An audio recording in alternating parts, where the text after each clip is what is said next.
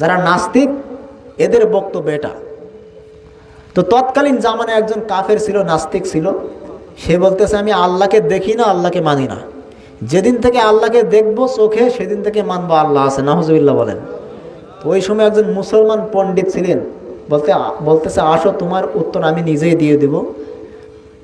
বলে তোমার বক্তব্য কি? বলে আমার বক্তব্য বলো আল্লাহকে দেখি না, আল্লাহকে মানি না, আল্লাহকে যেদিন চাক্ষুষ দেখবো সেদিনেই আল্লাহকে মানবো। নাউজুবিল্লাহ। তো আল্লাহর বান্দা মুসলিম লোকটা হাতের মধ্যে একটা মাটির ঢিল নিল, মাটির ঢিলা নিয়ে ওই কাফেরের হাতের ভিতরে সজোরে আঘাত করলো। সজোরে আঘাত করার পরে ব্যথায় কাঁদতেছে, মনে হাড় ভেঙে গেছে, হাড্ডি ভেঙে গেছে। তো বলতেছে আমার হাতে তুমি কেন মারলে, এখানে প্রচুর ব্যথা।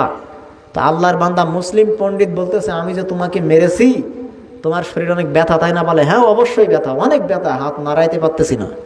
তো আল্লাহর বান্দা মুসলিম পণ্ডিত বলতেছে ঠিক আছে, তোমার হাতে ব্যথা আমিও মানলাম, তুমিও মানতেছো, স্বীকার করেছো, কাঁদতেছো, তার প্রমাণ তোমার হাতে ব্যথা আছে।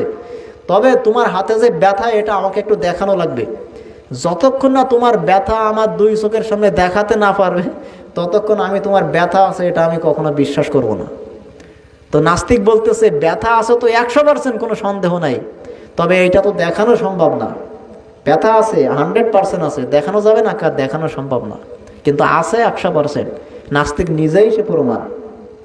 তো মুসলমান পণ্ডিত বলতেছে তুমি তোমার সামান্য শরীরে একটা অঙ্গ হাত, সে হাতে ব্যথা লাগার কারণে তুমি কাঁদতেছো, তোমাকে বললাম ব্যথা আছে, হ্যাঁ অবশ্যই ব্যথা আছে।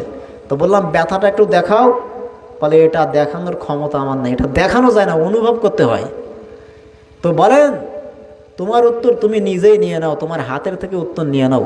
তুমি সামান্য ব্যথা তুমি দেখাইতে পারলে না, কিন্তু বলতেছো ব্যথা আছে। তদ্রুপ আমার আল্লাহ আছেন, কিন্তু আল্লাহকে দেখানো যায় না। চিৎকার বলেন আল্লাহু আকবার।